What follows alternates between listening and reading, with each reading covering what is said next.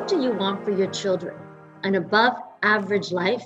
Success in all areas? Well, welcome to Parents Make a Difference. Today, we are blessed to have someone who has inspired many to dream big. He has worked with Olympic gold medalist Donovan Bailey, Mark McCoy. He's helped Teresa Dugwell with 3 ultra-distance athletic Guinness World Records. He is also an international bestseller, and he's written the book called Finish Line Thinking, How to Think Like a Champion. He also has a podcast, The Thought Leadership Revolution. And he's interviewed many successful people like Jack Canfield, who is co-creator of Chicken Soup for the Soul series, and Barbara Corcoran, who is from Shark Tank, also John Maxwell and many others. Welcome, Nicky Billou. Josie, it's a real pleasure to be here. Thank you so much for having me. Oh, we're so thankful that you're here. Thank you. You know, you have a passion to pass down to our young ones the values of dreaming big. You've even written a book to help children grasp this concept called Cathy, Capitalist, and Johnny, Jobmaker, the video game. Tell us a little bit about your story. I'm blessed. I'm really blessed and grateful. My family comes from the Middle East, from Iran. We lived in a authoritarian, totalitarian society. We were Christians, and when the Islamic Revolution happened, parents figured it was time to get out, so they brought us to Canada. And I've been so grateful to get to live in this land of the free ever since. What's beautiful about Canada is that people have the opportunity to create their own life. Anything's possible here. And for me, that's very important. My dad was an entrepreneur. His proudest boast when I was growing up was, son, we fed 51 families this week, ours and the 50 employees of his companies.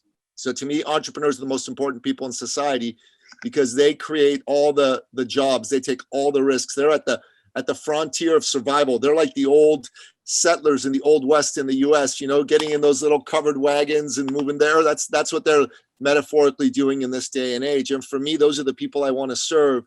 And it's very important to teach the next generation about entrepreneurship. What they need is they need to learn lessons that actually help them be successful in the world. So for me, that's very important. That's what I seek to do for my children.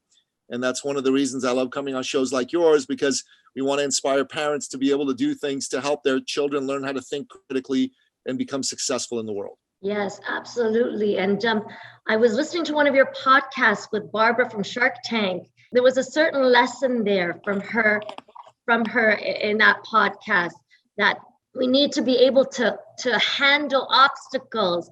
It's not necessarily how much you know, but are you willing to get knocked down and get back up, right? Knocked down and get back up. That's right. I mean, in one of the Rocky movies, Sylvester Stallone's talking to his son, who played his son in the movie as well. And he said, listen, when you get knocked down 7 times, you need to get up 8. That's how winning is done. That's what I believe too. Yes, and that's what I've been teaching my kids. You have to fail your way to success. Don't say I can't. I actually, in my class, I'm a teacher. In my class, we buried the word I can't. And it's okay. Be a problem solver. Let's overcome this. It doesn't matter. Even you can teach that even to the young kids. Just be a problem solver. You can work around it. You can go over it. You can go under, but you can figure out a plan to work through it. Well, you're one of the teachers that's the type that our kids need, because that's what they need to be taught. They need to be taught to overcome problems and be resilient and not just expect that the world somehow is going to solve problems for them, because the truth of it is in real life, that's not what's going to happen.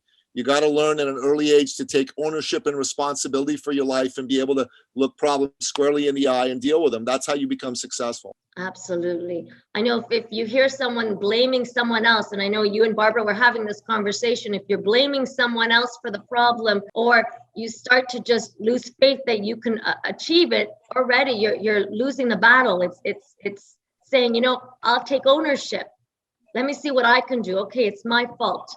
I take ownership for this and let me move through it. Let me problem solve. Let me figure it out. So I love that you were sending that message, because adults need to hear that too. And so do our kids. Sure do. And so they do sure our do. kids. I mean, I study history, and one of my favorite authors is the late great Stefan Arnio. He wrote a book called Hard Times Create Strong Men. A lot of other books as well, but that's the book that I just recently read.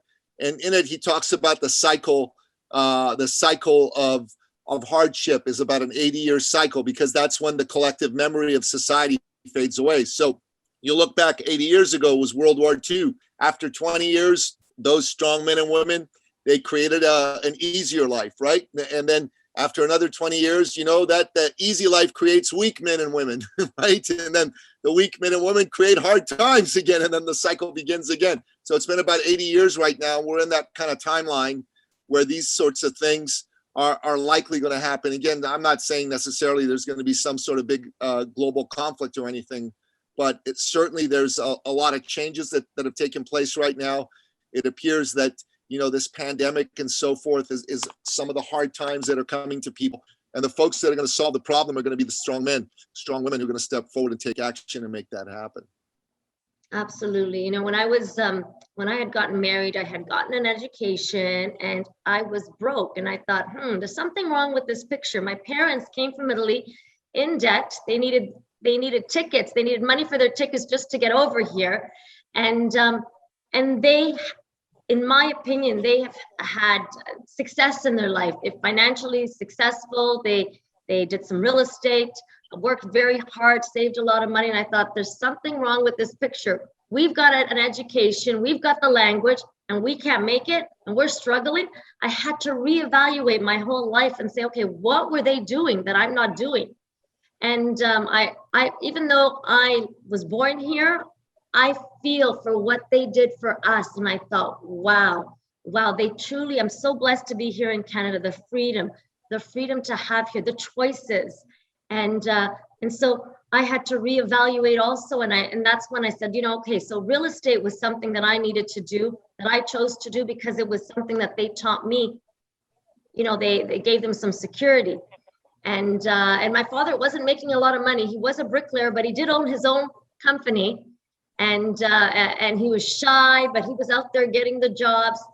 And it was just, we can learn so much from the parents that came here, from your family, right? I mean, you coming here, your parents starting off fresh here and making a life for themselves, a successful life. Yes, it's very true. Thank you for saying that. And obviously your father and your family did the same. It's important to look back and learn from your parents and pass on those good values to the next generation, because that's the only way you're actually going to be successful.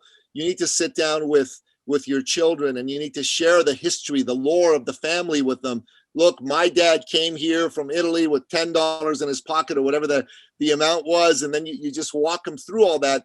And that'll give them a connection to a lineage, to something to be proud of. And that's what we need to do for our children. Absolutely. Sometimes I'm speaking to people and they're saying, oh, but that was another time, you could make more money then. And it's like, don't give yourself excuses.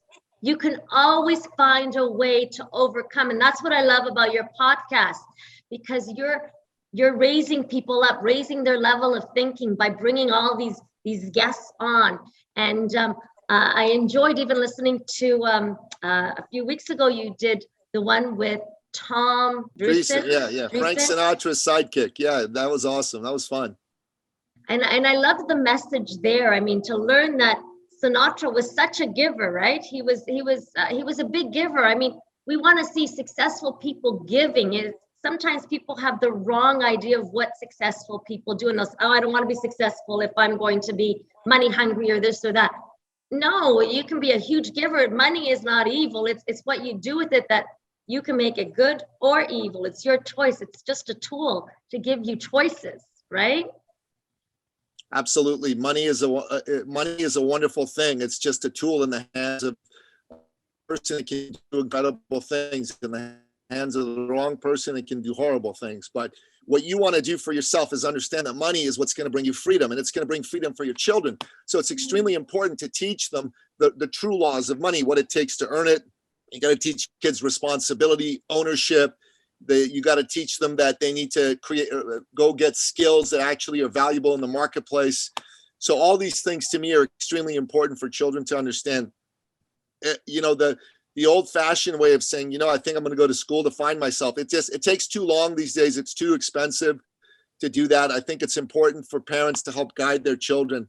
And honestly, the higher education system is ripe for disruption. Every other industry has been disrupted, but they're still doing things the way they did, 100 years ago. And I think it's important right now that we find a way to condense the amount of time it takes to educate people, get them out into the marketplace with good skills so they can go out there and be productive members of society. What advice would you give parents that are listening to help their kids dream bigger? Because you're out there trying. You've learned from a lot of people. You've had great success yourself. Well, number one is I say, like, if your kids are under 8, buy my book, Cathy Capitalist and Johnny Jobmaker. Read it to your kids and help them imbibe the lessons therein. I think that's super important. If your kids are, maybe a little bit older, then you buy my other book, which is called Finish Line Thinking: How to Think and Win Like a Champion. And it's a short book, and even a teenager can read it really easily. And this will help them get the right mindset for victory and success. So that's number one. Number two is, you got to fill your head with good, positive information. My podcast is one of the great ones, along with yours, The Thought Leader Revolution. As you've said, I've interviewed 250 of the world's smartest people. So go back to episode 1 and go all the way to episode 250. If you listen to one episode a day in 250 days, you'll listen to all of them. And what will happen is that you'll have a rock solid, powerful mindset, setting yourself up for success. And you should talk to your children about their dreams, and don't laugh at their dreams. Whatever their dreams are, encourage them, tell them you can do it, and set them up for success, set them up for victory.